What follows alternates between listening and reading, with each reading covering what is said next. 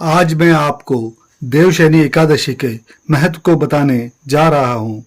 आज दिनांक 17 जुलाई 2024 को देवशयनी एकादशी है। आज का नक्षत्र अनुराधा है तथा चंद्रमा वृश्चिक राशि में है। आज का दिन सनातन धर्म का महत्वपूर्ण पर्व है। आज के बाद मांगलिक कार्य होने बंद हो जाते हैं, जो कि देवउठनी एकादशी के बाद आरंभ होते हैं। अब मैं आपको देवशयनी एकादशी के बारे में बताता हूँ। भगवान बंसीवाले बोले, हे धर्मात्माओं में श्रेष्ठ युधिष्ठिर, आषाढ़ मास शुक्ल पक्ष की एकादशी का नाम देवशयनी है। ब्रह्मा जी ने नारद से कहा था, आज के दिन भगवान विष्णु को शयन कराया जाता है। कार्तिक शुक्ल एकादशी को जागते हैं। चातुर्मास का व्रत इस एकादशी से प्रारंभ होता है। जो मनुष्य ब्रह्मचर्य का पालन कर चातुर्मास का व्रत करते हैं, वह विष्णु भगवान को प्रिय हैं।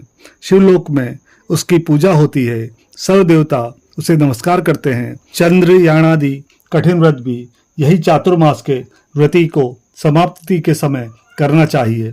ब्राह्मणों को भोजन दक्षिणा से प्रसन्न करें। गौ का दान कर सके तो उत्तम है, नहीं तो वस्त्र का दान अवश्य करें। और तिल के साथ मिलाकर जो स्वर्ण का दान करते हैं, वह भोग और मोक्ष दोनों प्राप्त करते हैं। गरीबों के लिए गोपी चंदन के दान से भगवान प्रसन्न होते हैं। हल्दी के दान से गौरी शंकर जी को प्रसन्नता होती है। और चांदी के पात्र में धर कर हल्दी का दान देना वामन भगवान की प्रसन्नता के लिए है। ब्राह्मणों को दही भात का भोजन लगाना चाहिए। चातुर्मास में जो एक बार भोजन करते हैं, वह स्वर्ग को जाते हैं। इस व्रत में जौ तथा चावल इत्यादि अभ्यर्थों को खिलाते हैं, वो स्वर्ग को जाते हैं। अब एकादशी के महत्व की एक पौराणिक कथा कहता हूँ।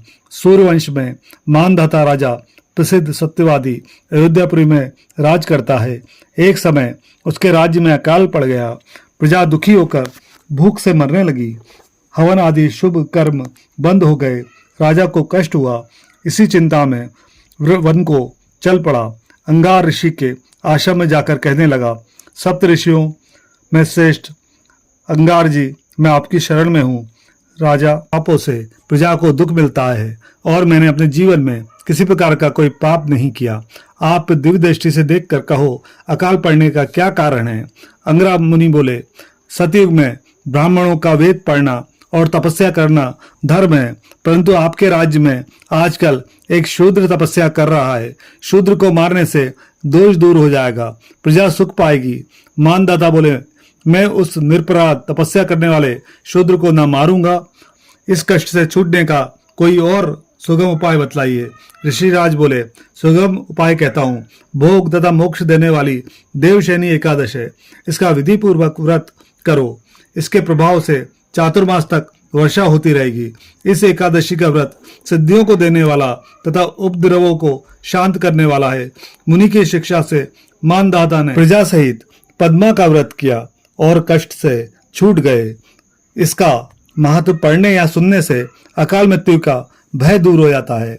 आज के दिन तुलसी का बीज पृथ्वी या गमले में बोया जाए तो महान पुण्य होता है।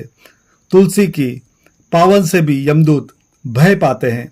जिनका कंठ तुलसी माला से सुशोभित हो, उसका धन्य जीवन समझना चाहिए। जय मां ताप्ती।